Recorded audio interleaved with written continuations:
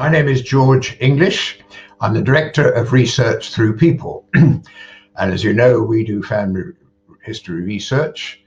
And you may be wondering, will you go ahead? You may have had a free consultation from ourselves and would like to know more. Well, how actually do we go about researching your family and bringing them to life? So this video is about helping you to understand what we do, how we go about it. The first thing we do when we go ahead is to look at the basic documents that record birth, marriages, deaths, and censuses. What we're trying to do at first is trace your family back in time, find out who they were, who their parents were, and so on and so forth. And in a way, it's almost like building a skeleton on which we will then build the flesh of bringing your ancestors to life. And we get all sorts of information from this: who people's parents were, when they were born, married, died, who the family were, what sort of occupations they had, and where they lived. And so we can get that sort of information. It helps us think about where we've got to. We find with this thing, it's almost like having a sixth sense. As we build that framework, certain things come to light that we want to pursue further.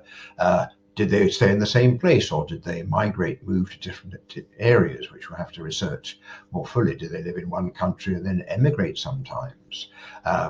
What sort of work did they do? Were they affected by what happened in their local area?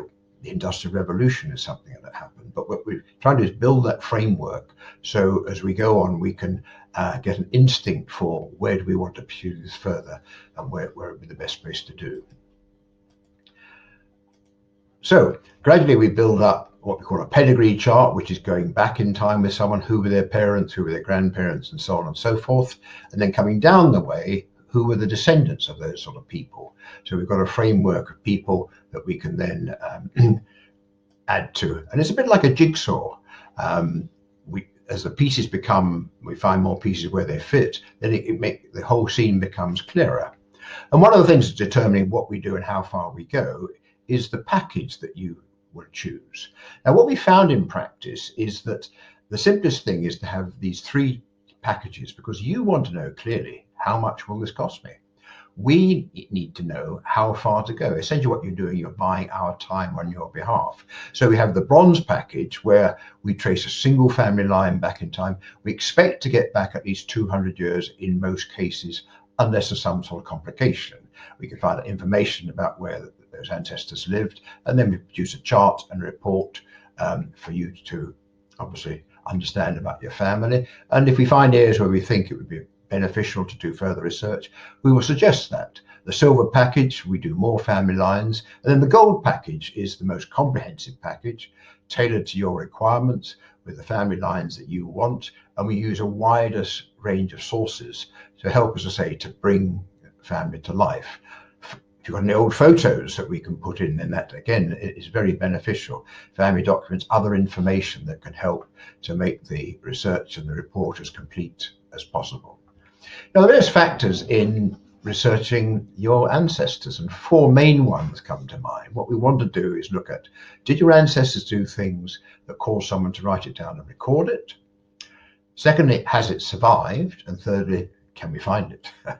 So the status of the people made it more likely that records were kept. Obviously, if nobility or landowners, there were records kept for that.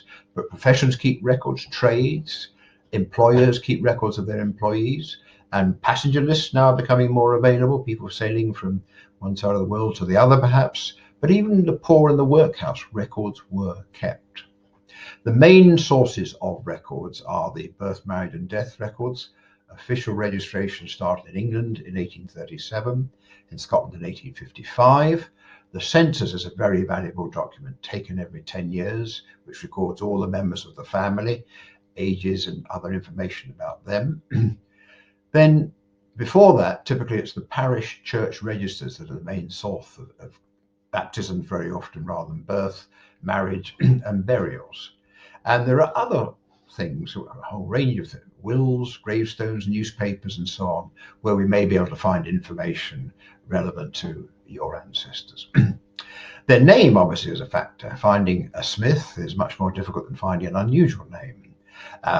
And we can find the surnames, can we find the first names? But these are factors. And lastly, Did they stay in the same place or move around? Clearly, if they still stayed in the same place, as people used to do in the past, very much in rural communities perhaps, whereas nowadays people travel all over the world, which means we've got to find records in different places.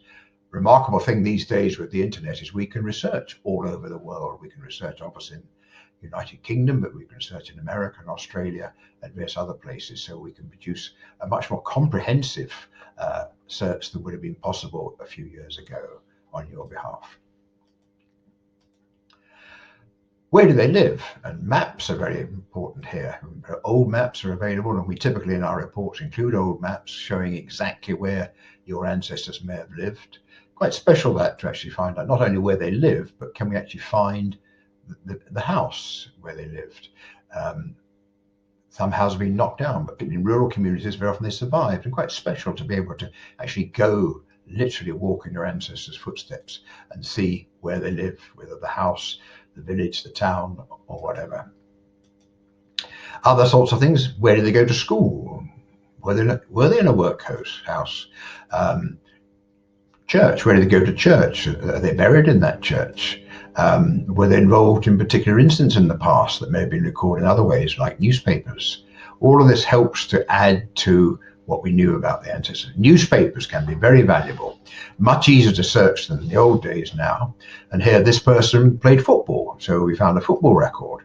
This person was drowned in a tragic accident. A newspaper article covered that. Wills, of course, mention family. Who do I leave my money to when I go? And that sometimes has information that is very difficult to find elsewhere, particularly in the past. Gravestones, obviously, will give information about the person. Quite often we find young children who died as babies are recorded on a gravestone and not elsewhere. All part of building up a picture of your ancestors. Now, if you have old photos, or we can find them again, we've got talk in the report about the person and the people, but what better than a photo, a wedding or what have you, to bring them to life, to show who they actually were. And very often our clients have old photos that we can put in the thing, and very often we actually can help to identify who is in the photo. Typically most people never wrote on the back who was actually in the photo, all of which helps us. And then finally we will put that together in a report, which we hope will be an interesting story for you and all the family, and help to, as we say, bring your ancestors to life, help you walk in their footsteps. So I hope that you found that helpful. Look forward to hearing from you.